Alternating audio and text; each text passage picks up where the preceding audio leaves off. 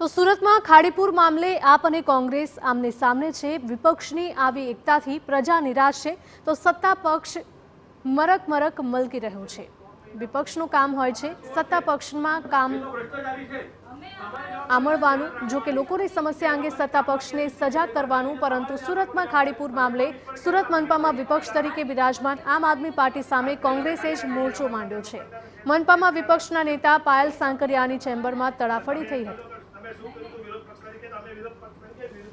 બેન, તમને જેને મત આપ્યા છે તેઓ દુઃખી છે।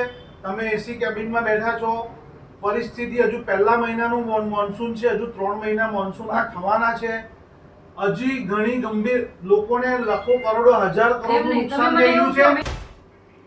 કોંગ્રેસે આમ આદમી પાર્ટી પર આરોપ લગાવ્યો છે કે તે વિપક્ષની ભૂમિકામાં છે, પરંતુ સુરત શહેરને લગતા તમામ મહત્વના મુદ્દે અસરકારક વિરોધ કરવામાં આમ આદમી પાર્ટી નિષ્ફળ ગઈ છે।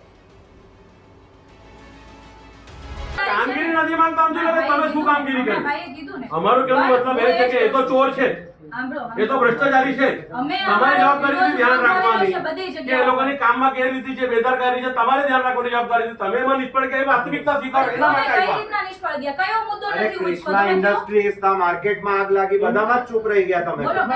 કૃષ્ણા ખાડીપુર મામલે કોંગ્રેસના નેતાઓએ કહ્યું હતું કે જ્યારે 2018 અને 2019માં કોંગ્રેસ વિપક્ષમાં હતી ત્યારે તેઓ અધિકારીઓના કામ આમળતા હતા।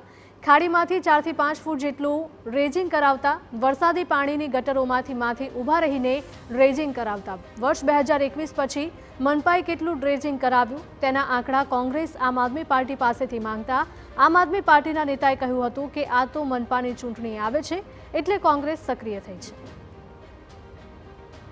2021 પછી છે ને એ સિસ્ટમ બંધ થઈ ગઈ કોર્પોરેશનમાં। હું તમને કહું છું, તમે રેકોર્ડમાં તો મારી વાત છે એટલે હું દવાતે કહું છું તમને, સમજી લો। ના, પહેલા તમે અધિકારીને પૂછો કે પહેલા તમે માટી કેટલી કાઢતા હતા એક ડ્રેનેજમાંથી, હવે બંધ થઈ એટલે વિભાગ તરીકે ખાલી અહીંયા હોકારા દેકારા પડકારા નહીં મેકવાના। જે પ્રેક્ટિકલ કામ લોકોના માટે કેટલી વાત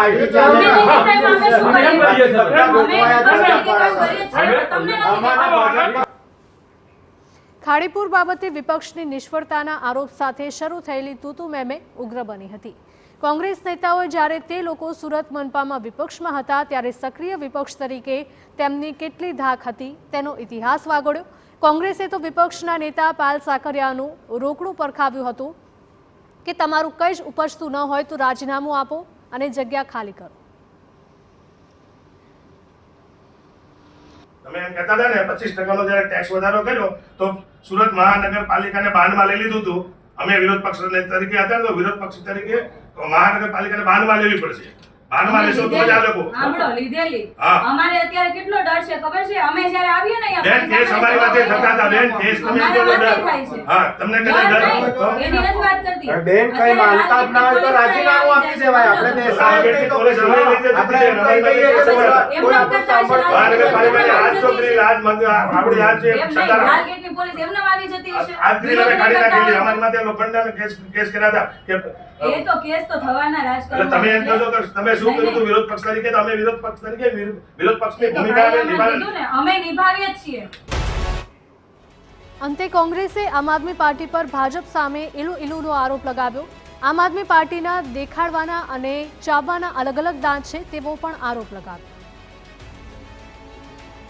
આમ આદમી પાર્ટી ભાઈ ચલો ને હવે ભાઈ તો આ કોરા કાગળ જેવું તમારું છે, ખાલી દેખાડવાનું તમે કરો છો।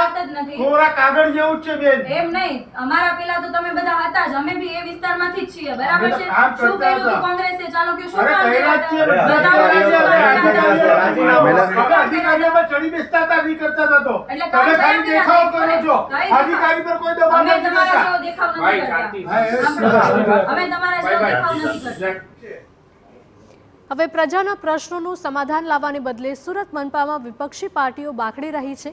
અમારા વખતમાં આવું હતું અને અમારા વખતમાં સાવ આવું છે તેવો આક્ષેપો વચ્ચે પ્રજાના પ્રશ્નો ખોવાઈ ગયા છે।